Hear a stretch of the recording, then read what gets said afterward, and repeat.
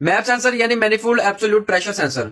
Map sensor की working, ये क्या काम करता है, इसका फंक्शन क्या है, ये किस मकसद के लिए लगाया जाता है और इसकी लोकेशन किधर आती है, और इसके साथ साथ हम दोस्तों इसकी वायरिंग के बारे में भी डिस्कस करेंगे कि इस सेंसर के ऊपर कितनी वायर आती हैं और वो कौन कौन सी हैं और वो किधर से आती हैं। बहुत ही इंपॉर्टेंट वीडियो है दोस्तों, वीडियो को गौर से देखिएगा और एक एक पॉइंट को अपने जहन में रखिएगा।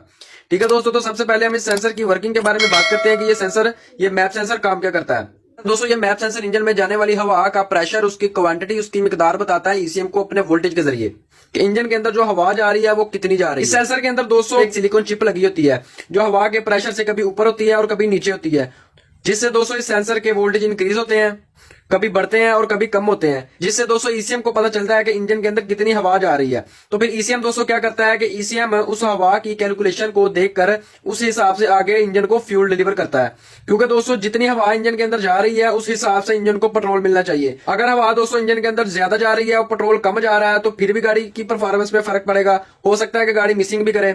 और अगर हवा कम जा रही है इंजन के अंदर और पेट्रोल ज्यादा जा रहा है तो फिर भी गाड़ी की परफॉर्मेंस में फर्क पड़ेगा और गाड़ी मिसिंग करेगी। इसलिए दोस्तों ईसीएम क्या करता है कि ये सारी कैलकुलेशन करके गाड़ी की परफेक्ट परफॉर्मेंस के लिए कंप्यूटर जो है इक्वल यानी बराबर हवा और पेट्रोल जो है, जिस हिसाब से ईसीएम को दोस्तों हवा की रीडिंग मिलेगी उस हिसाब से ईसीएम इंजन को पेट्रोल देगा और हमारी गाड़ी स्मूथ ड्राइव होगी, यानी उसमें बिल्कुल मिसिंग नहीं होगी। ठीक है दोस्तों, इसके नाम का भी आपको पता चल गया और इसकी वर्किंग का भी आपको पता चल गया। ठीक है दोस्तों, अब हम इसकी लोकेशन के बारे में बात करते हैं। दोस्तों, इस मैप सेंसर की लोकेशन डिफरेंट जगह पर आती है। ठीक है दोस्तों, इस मैप सेंसर की लोकेशन आपको जैपनीज गाड़ियों के अंदर दोस्तों थ्रॉटल के ऊपर भी मिलेगी और दोस्तों इस थ्रॉटल के बाद जो ब्लैक कलर का इंडेक्स फिक्स होता है उसके ऊपर भी इस मैप सेंसर की लोकेशन आई है। और दोस्तों कुछ कंपनीज ने जापानीज गाड़ियों के अंदर इस मैप सेंसर की फिटिंग अलग से भी की है। एक दोस्तों मैप सेंसर इस तरह का आता है, ठीक है, जैसा कि आप देख रहे हैं कि एक मैप सेंसर ये है, ठीक है। और कुछ कंपनीज ने जापानीज गाड़ियों में जो अलहदा सेंसर की फिटिंग की है दोस्तों, मैप सेंसर अलहदा फिट किया है दोस्तों, वो इस तरह का होता है। ठीक है, जैसा कि दोस्तों आप देख रहे हैं कि इसके साथ हवा वाला पाइप लगा होता है, वैक्यूम पाइप जिसे बोलते हैं।